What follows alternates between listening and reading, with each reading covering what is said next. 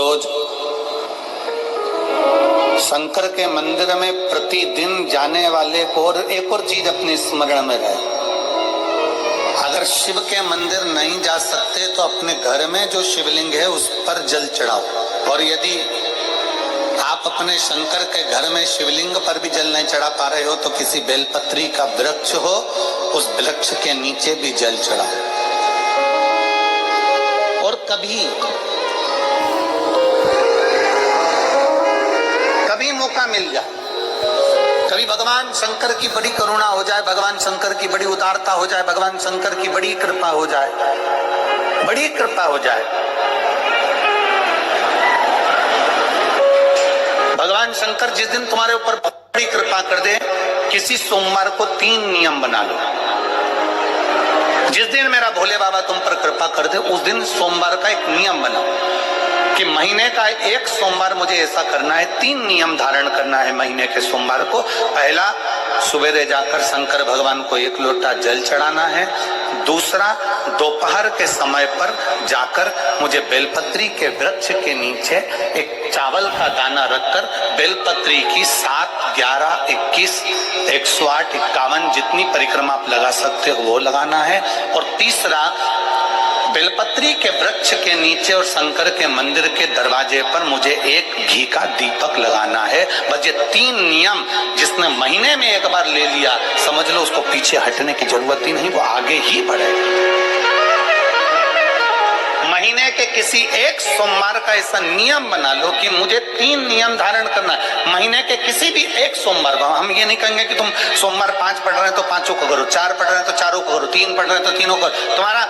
तुम तो महीने का एक सोमवार का नियम बना। और मेरी जीजियों से, मेरी बेटियों से जो विदेश में रह रही हैं, जो कहीं बाहर रह रही हैं, कहीं बड़े शहर में रह रही हैं, जो रोज मंदिर नहीं जा सकते, हर किसी महीने के एक सोमवार को भी ये नियम निर्धारण थे, तो उनसे कहेंगे कि 3 महीने में एक सोमवार का नियम बना लो। 3 महीने में नहीं बना सकते तो 6 महीने में एक सोमवार का नियम बना लो। और 6 महीने में नहीं बना सकते तो 1 साल में एक सोमवार का ऐसा नियम बना लो कि मैं साल का एक सोमवार ऐसा रहूंगी कि सुबह सोमवार के दिन मंदिर में जाकर जल चढ़ाऊंगी, दोपहर में जाकर बाबा को एक अक्षत का दाना रखकर, अक्षत का मतलब है कि बाबा मेरी दिनों दिन उन्नति करना। बेलपत्री के वृक्ष के नीचे जो अक्षत रखा जाता है वो उन्नति के लिए रखा जाता है। शंकर के शिवलिंग पर जो अक्षत रखा जाता है वो रोग मुक्ति के लिए रखा जाता है। अशोक सुंदरी पर जो अक्षत रखा जाता है वो संतान प्राप्ति के लिए रखा जाता है। षडानंद कार्तिकेय की ओर जो अक्षत रखा जाता है वो हमारे बच्चों की सुख समृद्धि के लिए रखा जाता है। विनायक की ओर,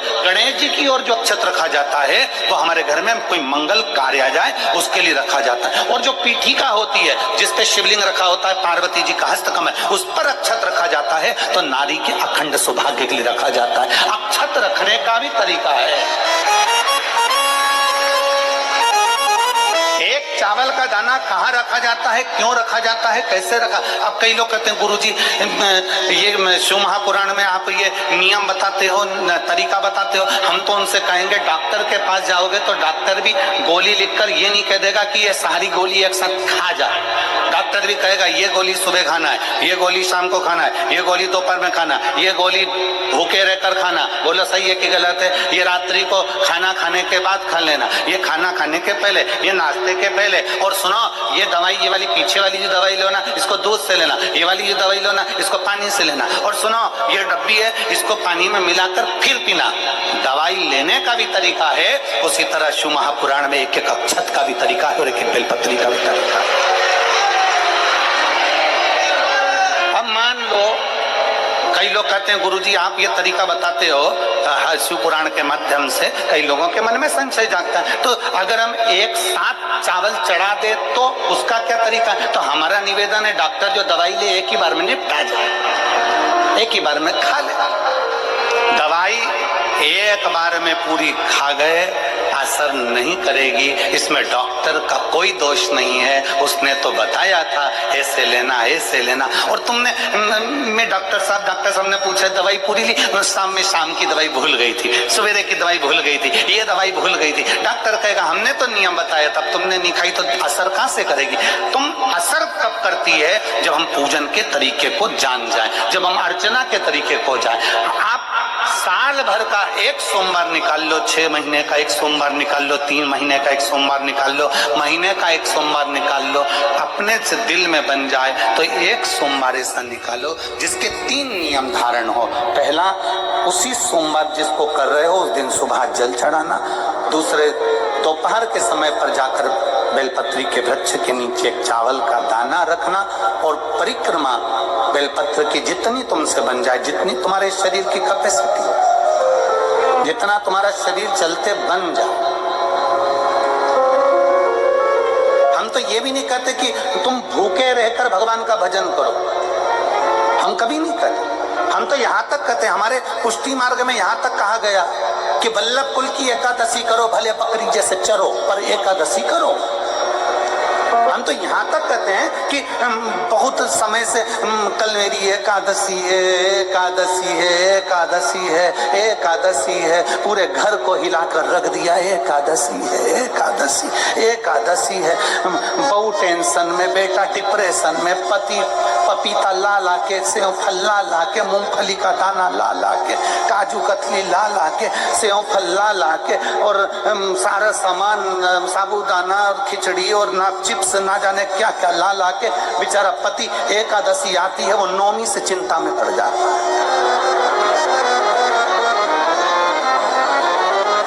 हम तो ये भी नहीं कहते कि तुम व्रत बहुत भारी करो, तुम व्रत उपास भी बहुत टेंशन वाला करो, ना ना ना।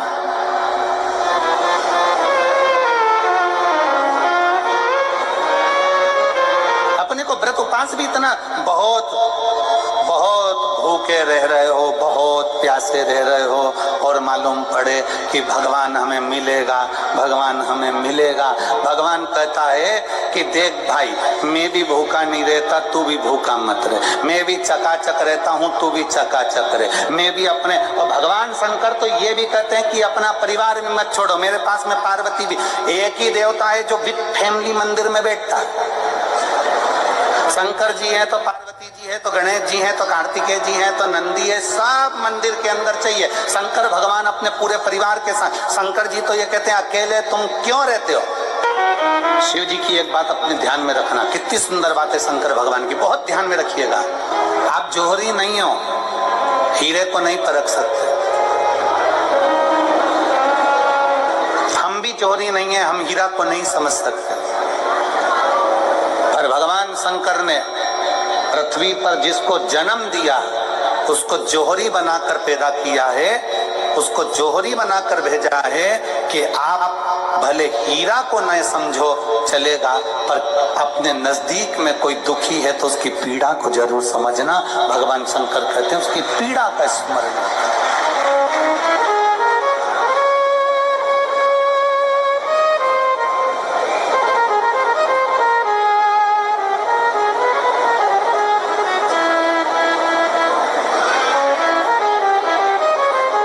को समझो ना समझो पर पीड़ा को जरूर समझिए,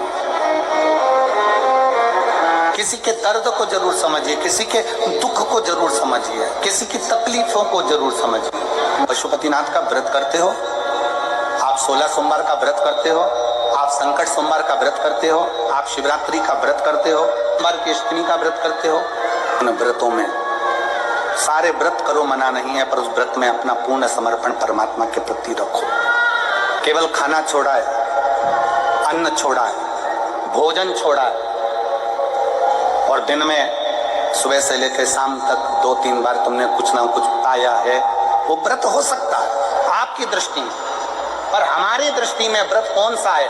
शिव महापुराण की कथा कहती है कि सवेरे आपका व्रत चालू हुआ, दूसरे दिन ब्रह्म मुहूर्त तक जो आपका व्रत आपने रखा है, भगवान का जो व्रत कर रहे हो, उस व्रत में एक बात अपने अंदर उतार कर रखो कि इस दिन मैं अपने मोबाइल का त्याग करती हूँ, पूरे दिन मैं मैसेज नहीं पढ़ूंगी, मैं देखूंगी नहीं, मैं अपशब्द नहीं कहूंगी, मैं जानूंगी।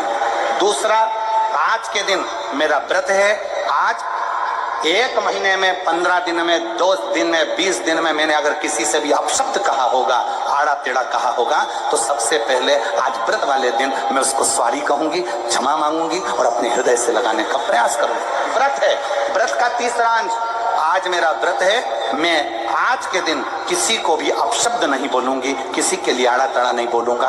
आज जितना बन सकेगा मैं सात्विक जीवन जीऊंगा। चौथा, आज मेरा व्रत है, आज के दिन मैं झूठ नहीं बोलूंगी, ना झूठ बोलूंगा सुबह से लेकर शाम तक। और पांचवा, आज व्रत वाला दिन है, जितना फलार मैं करूंगी उसका पैसा जोड़ूंगी कि 15 रुपए का मैंने साबुदाना खाया, 10 रुपए का बटाटा खाया, ये खाया वो खाया, सारा हिसाब लगाकर 55, 60, 70 रुपए जितने होते हैं उसमें से एक अंश निकालकर मैं उसका एक भाग किसी गौशाला में जाकर गाय को चारा जरूर दूंगा। आपका व्रत, आपकी साधना, आपका तप, आपका बल, आप कैसा कर रहे हैं? केवल भूखे रहने पर भगवत पद की प्राप्ति नहीं होती। शिव महापुराण की कथा कहती है कि भूखे रहने से भगवान की प्राप्ति नहीं होती। शिव पुराण की कथा कहती है भगवान को पाने की भूख बढ़ाने से भगवान की प्राप्ति होती है। भीतर से परमात्मा को पाने की भूख बढ़ाइए, भगवान को पाने की भूख बढ़ाओ भीतर से।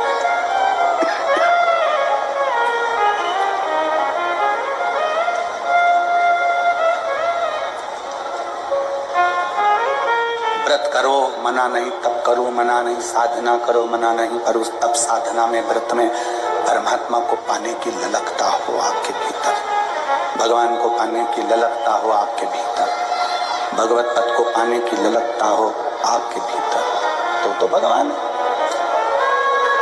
हाँ, पुराण की कथा एक बड़ी सुंदर बात कहती है, व्रत आप करते हो,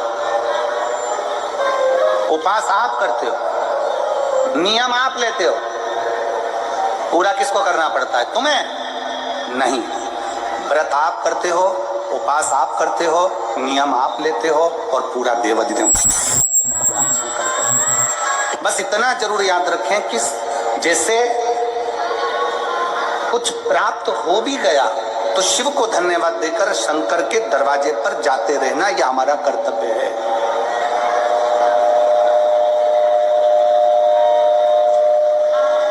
एक बहन जी ने पत्र लिखा था कल, उस पत्र में बहन जी ने लिखा कि शिव महापुराण तप का मतलब क्या होता है? चलिए, उपास का मतलब बताओ। खाना छोड़ देना व्रत नहीं है, दूसरे का धन छुड़ाकर खाना छोड़ देना व्रत है। शिक्षा दे देना, किसी को चिकित्सा की जरूरत है उसकी चिकित्सा में थोड़ा सा धन लगा देना, कोई रोते हुए की आंख के आंसुओं को पोंछ देना, किसी के दुख में खड़े होकर उसको खुशियां प्रदान कर देना, ये दुनिया का सबसे बड़ा व्रत है, सबसे बड़ी साधना, सबसे बड़ा तप। मन साफ है तो सारी गलतियां माफ है, और अगर मन ही साफ नहीं है तो गलती कौन माफ करेगा भाई?